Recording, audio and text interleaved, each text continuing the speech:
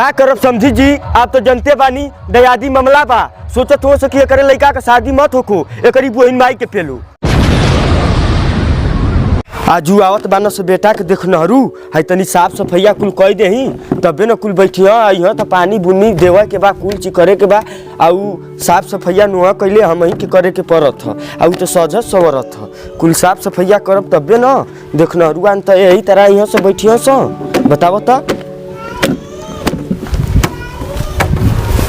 5 बज गल, 6 बजे ना यहाँ जा, तुमकर बहिन चोद देव। हम जानत लिखल जा हम की बहिन। हाँ देख तोरी बहिन चोदो, तो ही बैठ गेले आई तबा कैसे बैठिया रे? तोरी बहिन चोदो, तू अपना ही से शादी काटत हो। तोरी बहिन चोदो बाबू हमसे काहे तू काट देत हो बाबूजी? ओनो जानी आवत हो जा सरऊ, जानत नहीं ख जा बहिन हम की 10 बार से तोर शादी कटत ह। एदा पारी तोर बियाह तय नहीं हो जाई तबले मछरी मुर्गा नहीं देव सरवन के, जानत नहीं हुए तबे जान जियस की लड़धारी तिवारी से पाला पड़ल। तोरी बहिन चोदो जो पानी सानी कुल तैयार कर ले रही जो कि जा का ताकत हुए साला, जो पानी दाना के व्यवस्था कर। आ नून पानी तबले बनैले रही है, जबले शादी नहीं तो हो जाए तबले मछरी मुर्गा नहीं बनी, जानत नु है। सारे लड़धारी तिवारी से पाला पड़ गलो अनो के, जान ले। आवे दे हितवन के कर बहिन चोदो की कब आवे न स।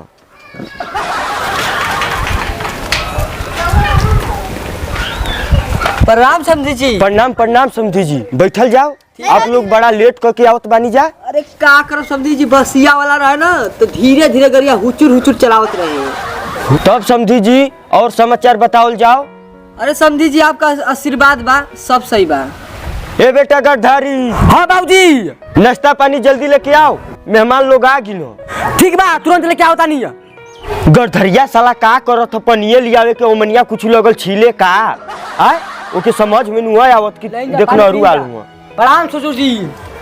प्रणाम प्रणाम प्रणाम। करे चला आ एक गिलास पानी लियाओ तुए और फ्रिजवा के पनिया उठा के लियाओ। एजा 4 गिलास सब पानी पीही। आ गर्मी के सीजन है, लौकत नु हो तो के जी बाबूजी लेके आओ थोड़ा। अबे बाबूजी 10 बार दौड़त हो तार बहिन चोदो तो मारे लगब। को समझी जी लइकवा थोड़ा मोरा पागल है का? पागल नहीं हो, उ हाई फाई हो, अपने मन का काम करेला। अच्छा हम जले बबुआ पागल हूँ। आ यहाँ का करोड़पति बैठल हई, आई तू 1 गिलास पानी लियाओ थी।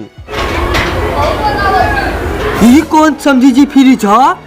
ये तो देसी फ्रिज है समझी जी। हाँ और पीन जा पनिया पीन जा। बाबूजी तो छेना के चक्कर में आ रहा नहीं है, तो बतासा सड़ल मिला था बिस्कुट। हाँ तो ठीक है कहत हुआ सो का समझी जी कुछ कहनी है का? कुछ नहीं महाराज, लइकवा कहत रहूं कि सेना बाबूजी नहीं आला। छेना ऐसे नहीं लेनी है ना कि गर्मी का सीजन बा, आप लोग खाए के लगब छेरे, यही से कहनी कि बिस्कुटे का पानी चले दे। ठीक बा समझी जी, कौनो बात नहीं है, बिस्कुटो चल जाई। बाकी आई डीजे का हल्ला करत बा। का करब समझी जी, आप तो जनते बानी दयादी मामला बा। सोचत हो सकी करे लड़का का शादी मत होको, एकरी बहन माई के पेलू। बक समझी जी मर्दवा, आप सुबह ही ले गरिया के मुँह खाली बात करत बानी, कोनो टेंशन है का? ससुर जी तू ना जन बा दारू पिए ले बा।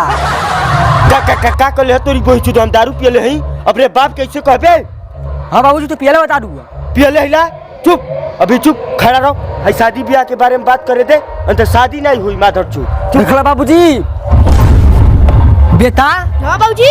ये हित नहीं सही लगता। ना ना ना चले के। हाँ चलो बाबूजी चलो चलो। हितवा तो भाग गिलो सो तोरी बहिन चोदो, तू अपने बाऊ के इंसल्ट कैले हा। बाऊ के की बाऊ हमार दारू पिए ले हम हां तो 10 बार शादी कटर ल 11वां बार सोचनी कि बजा ले केहू तरह चिरई, तू चिरई हाथ से छोड़ देले हा। तोरी बहिन चोदो जो जीवन भर रडुआ घूमेबे, जीवन भर हम जात ला कह के जो जो